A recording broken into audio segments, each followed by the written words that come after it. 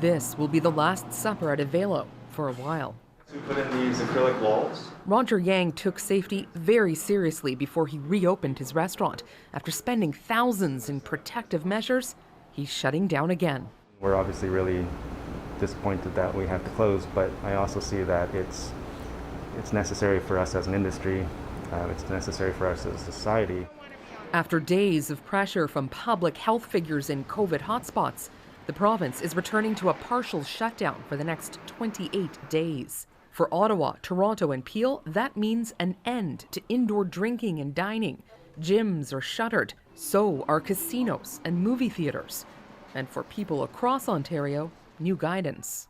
We are also advising everyone to limit trips outside their homes except for essential purposes such as work, school, groceries, medical appointments, and socially distant outdoor physical activity.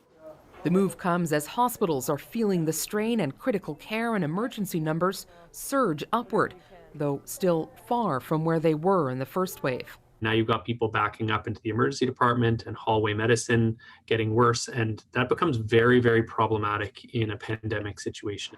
There's criticism too. While these steps are necessary, perhaps they're coming a little late. I'd wish we had done something earlier. Maybe would not have needed to be as heavy-handed as we are now had we done this a couple of weeks earlier, had we not opened bars to the levels we had at all until schools were already open and up and running. That would have been the wiser tack to take. Forced now to cancel a full slate of Saturday reservations, Yang agrees. It would have been better to do this sooner. It would have been better to have a better plan to begin with, and not just restaurants, for other indoor businesses. So, Katie, the new rules coming into effect not long from now. How are people reacting tonight? Well, Ian, on a day where we posted such high numbers, you might think that it might be a little bit more of a muted Friday night in downtown Toronto, but it is not. We just went by a sort of quite festive bar scene. Just behind us, there's a restaurant with a couple of dozen people inside, and we're certainly seeing people really sort of pushing the max. This is their one last hurrah, I guess, to eat and drink inside for the next 28 days.